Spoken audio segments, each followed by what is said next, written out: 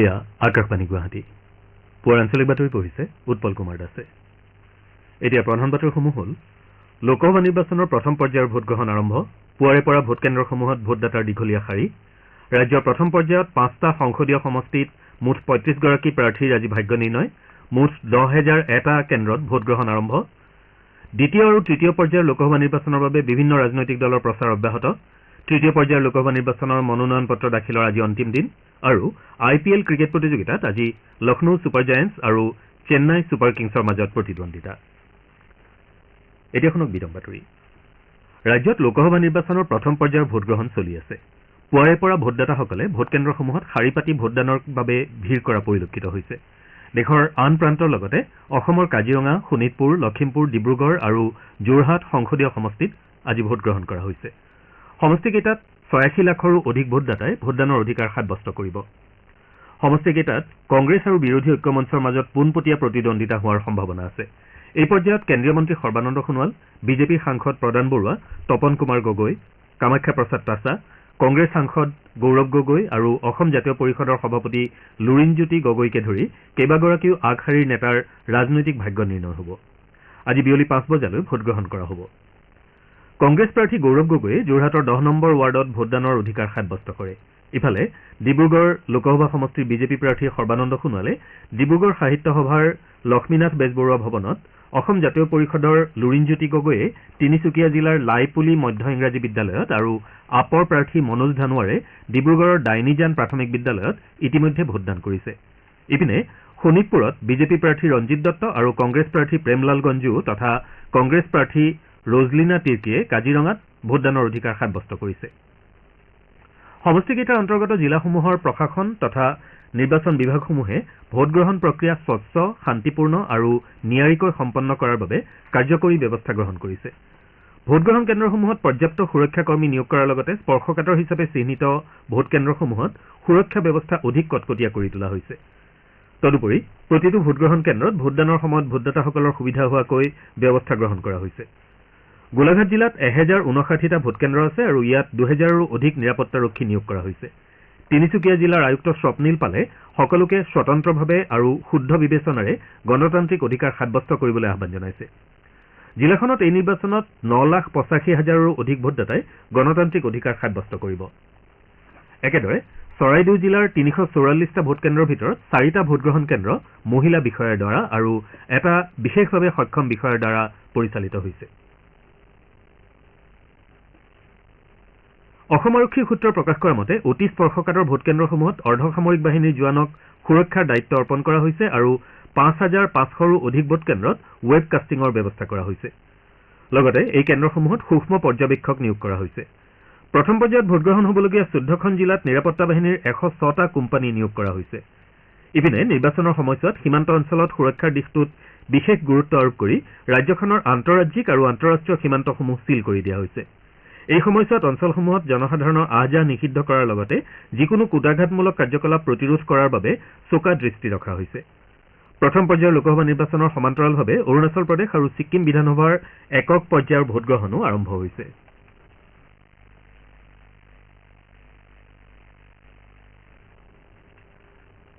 অসমৰ 5খন লোকসভা আসনৰ বাবে আজি অনুষ্ঠিত প্ৰথম পৰ্যায়ৰ নিৰ্বাচনত মুঠ 35গৰাকী প্ৰাৰ্থীয়ে প্ৰতিদ্বন্দ্বিতা আগবঢ়াইছে আটাইকেইখন আসনতে ভাৰতীয় জনতা পাৰ্টী আৰু বিৰোধী ঐক্যমঞ্চৰ প্ৰাৰ্থীৰ মাজত প্ৰত্যক্ষ প্ৰতিদ্বন্দ্বিতা হোৱাৰ সম্ভাৱনা আছে এই দুই মিত্ৰজোঁটৰ লগতে আম আদমী পাৰ্টীয়ে দুখন আসনত প্ৰতিদ্বন্দ্বিতা আগবঢ়াইছে এই পৰ্যায়ত কেন্দ্ৰীয় মন্ত্ৰী সৰ্বানন্দ সোণোৱাল সাংসদ প্ৰদান বৰুৱা তপন কুমাৰ গগৈ কামাখ্যা প্ৰসাদ তাছা প্ৰাক্তন মন্ত্ৰী তথা বৰ্তমানৰ বিধায়ক ৰঞ্জিত দত্তই বিজেপিৰ হৈ প্ৰতিদ্বন্দ্বিতা কৰিছে আনহাতে কংগ্ৰেছৰ সাংসদ গৌৰৱ গগৈ প্ৰাক্তন বিধায়ক ৰজলিনা তিৰ্কী উদয় শংকৰ হাজৰিকা আৰু অসম জাতীয় পৰিষদৰ নেতা লুৰিণজ্যোতি গগৈৰ ৰাজনৈতিক ভাগ্যও এইটো পৰ্যায়তে নিৰ্ণয় হ'ব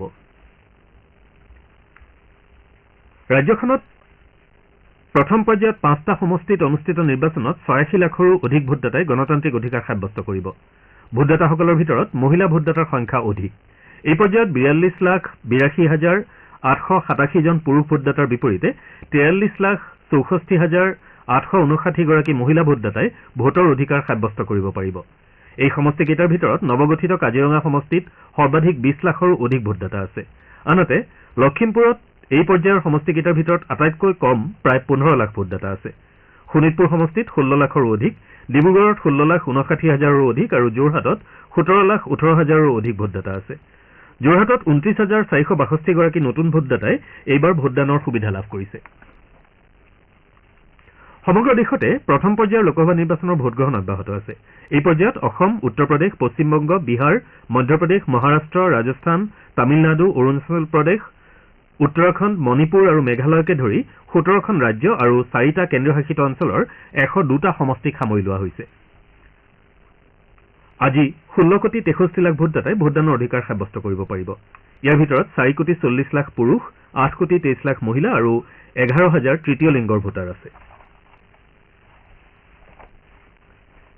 ৰাজ্যত দ্বিতীয় আৰু তৃতীয় পৰ্যায়ৰ নিৰ্বাচনৰ বাবে বিভিন্ন ৰাজনৈতিক দলে প্ৰচাৰ অভিযান অব্যাহত ৰাখিছে। বিজেপিৰ নেতা তথা মুখ্যমন্ত্ৰী ডঃ হিমন্ত বিশ্ব শৰ্মাই কালি কৰিমগঞ্জত দলৰ প্ৰাৰ্থী কৃপানাথ মাল্লাৰ হৈ এখন নিৰ্বাচনী সভাত অংশগ্ৰহণ কৰে। তেওঁ কৰিমগঞ্জত উন্নয়নৰ ধাৰা অটুট ৰাখিবলৈ সকলোকে প্ৰাৰ্থীগৰাকীক জয়ী কৰাবলৈ আহ্বান জনায়। অসম প্ৰদেশ কংগ্ৰেছৰ সভাপতি ভূপেন কুমাৰ বৰাই বিভিন্ন স্থানত প্ৰচাৰ কাৰ্যসূচীত অংশ লয়।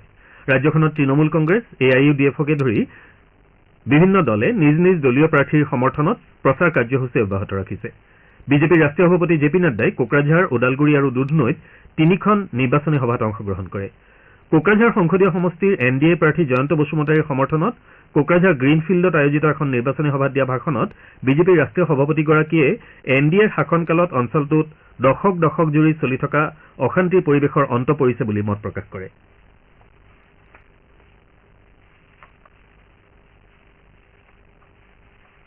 শ্ৰীনাড্ডাই লগতে দৰং ওদালগুৰি সংসদীয় সমষ্টিৰ বিজেপি প্ৰাৰ্থী দিলীপ শইকীয়াৰ হৈ ওদালগুৰিত আৰু গুৱাহাটী সমষ্টিৰ প্ৰাৰ্থী বিজুলী কলিতাৰ হৈ দুধনৈত প্ৰচাৰ চলায়। দুধনৈৰ ৰাজহুৱা খেলপথাৰত আয়োজিত বিজয় সংকল্প সমাৱেশ শীৰ্ষক নিৰ্বাচনী প্ৰচাৰ কাৰ্যসূচীত অংশ লৈ তেওঁ কয় যে বিজেপিয়ে সদায় বিকাশৰ ৰাজনীতি কৰি আহিছে।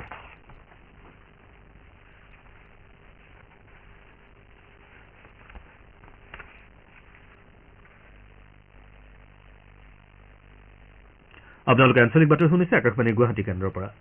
লোকসভা নিৰ্বাচনৰ তৃতীয় পৰ্যায়ৰ বাবে মনোনয়ন পত্ৰ দাখিল প্ৰক্ৰিয়াৰ আজি অন্তিম দিন।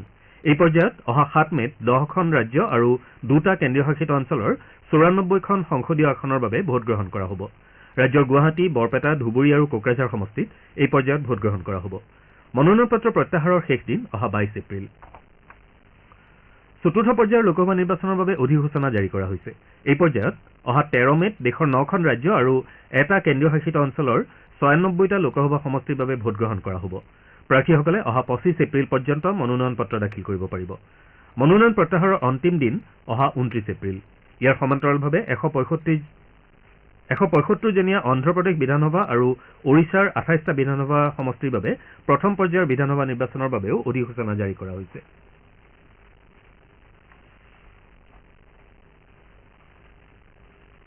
ৰাষ্ট্ৰপতি শ্ৰীমতী দ্ৰৌপদী মুৰ্মুৱে জনসাধাৰণক ভোটদান কৰিবলৈ আহ্বান জনাইছে। দেশৰ ভৱিষ্যৎ গঢ়াত অংশগ্ৰহণৰ গুৰুত্বৰ ওপৰত আলোকপাত কৰি ৰাষ্ট্ৰপতিগৰাকীয়ে সকলোকে বিশেষকৈ প্ৰথমবাৰৰ বাবে ভোটদানৰ অধিকাৰ লাভ কৰা ভোটদাতাসকলক সবলীকৰণৰ এই ক্ষণৰ সদ্ব্যৱহাৰ কৰিবলৈ আহ্বান জনাইছে। উচ্চতম ন্যায়ালয়ে লোকসভা নিৰ্বাচন প্ৰক্ৰিয়াৰ পবিত্ৰতা ৰক্ষা কৰাত সচেষ্ট হ'বলৈ নিৰ্বাচন আয়োগক নিৰ্দেশ দিছে। EVMৰ ভোটৰ সৈতে ভিভিপেটৰ শ্লিপ মিলাই চোৱাৰ বাবে দাখিল কৰা আবেদনৰ শুনানি লৈ সৰ্বোচ্চ ন্যায়ালয়খনে কালি আয়োগক এই নিৰ্দেশ দিয়ে। লোকসভা নিৰ্বাচনৰ বাবে ভোটদাতাসকলৰ মাজত সজাগতা সৃষ্টিৰ লগতে প্ৰথমবাৰৰ বাবে ভোটদান কৰিবলগীয়া যুৱ ভোটদাতাসকলক উৎসাহিত কৰাৰ বাবে আকাশবাণী গুৱাহাটী কেন্দ্ৰৰ আঞ্চলিক বাতৰি বিভাগে আয়োজন কৰা শ্লোগান আৰু জিংগল প্ৰতিযোগিতাৰ বিজয়ীসকলক কালি বঁটা প্ৰদান কৰা হয়। আকাশবাণী গুৱাহাটী কেন্দ্ৰত আয়োজিত অনুষ্ঠানত PIB গুৱাহাটী কাৰ্যালয়ৰ অতিৰিক্ত সঞ্চালক প্ৰধান জেন নেমছু আৰু আকাশবাণী গুৱাহাটীৰ মুৰব্বী ৱালিউল্লাহ খানে প্ৰতিযোগীসকলক পুৰস্কাৰসমূহ বিতৰণ কৰে। উল্লেখযোগ্য যে এই প্ৰতিযোগিতাত কটন বিশ্ববিদ্যালয়ৰ স্নাতক চতুৰ্থ ষান্মাসিকৰ ছাত্ৰ হৃষিকেশ বড়োৱে প্ৰথম, গুৱাহাটীৰ সন্দিকৈ ছোৱালী মহাবিদ্যালয়ৰ স্নাতক দ্বিতীয় বৰ্ষৰ ছাত্ৰী সুকন্যা শৰ্মাই দ্বিতীয় আৰু কটন বিশ্ববিদ্যালয়ৰ ইতিহাস বিভাগৰ স্নাতক দ্বিতীয় ষান্মাসিকৰ ছাত্ৰী প্ৰাচুৰ্যা প্ৰেম গাৰ্গে তৃতীয় পুৰস্কাৰ লাভ কৰে। পুৰস্কাৰ বিজয়ীসকলক একোটা ৰেডিঅ'ৰ লগতে মানপত্ৰ আৰু উপহাৰৰ টোপোলা প্ৰদান কৰা হয়। উল্লেখযোগ্য যে প্ৰথমবাৰৰ বাবে ভোটদান কৰিবলগীয়া ভোটদাতাসকলক সজাগ কৰাৰ বাবে আয়োজিত এই প্ৰতিযোগিতা যুৱ ভোটদাতাসকলৰ বাবে মুকলি আছিল। ৰাজ্যৰ কেইবাখনো শিক্ষানুষ্ঠানৰ ছাত্ৰ ছাত্ৰীয়ে ইয়াত অংশগ্ৰহণ কৰিছিল। ৰাজ্যত নিৰ্বাচনী তৎপৰতাৰ মাজতে সাদিনীয়াকৈ পালন কৰা ৰঙালী বিহুৰ আজি শেষৰ দিনা চেৰা বা এৰা বিহু পালন কৰা হৈছে। পৰম্পৰা অনুসৰি চেৰা বিহুৰ দিনা দৈ আৰু পঁইতা ভাত খোৱা হয় আৰু বিচনীৰে জোৰ লোৱা হয়। এনেদৰে বিচনীৰে জোৰ ললে বছৰটোলৈ দেহা হাত পৰি থাকে বুলি বিশ্বাস কৰা হয়।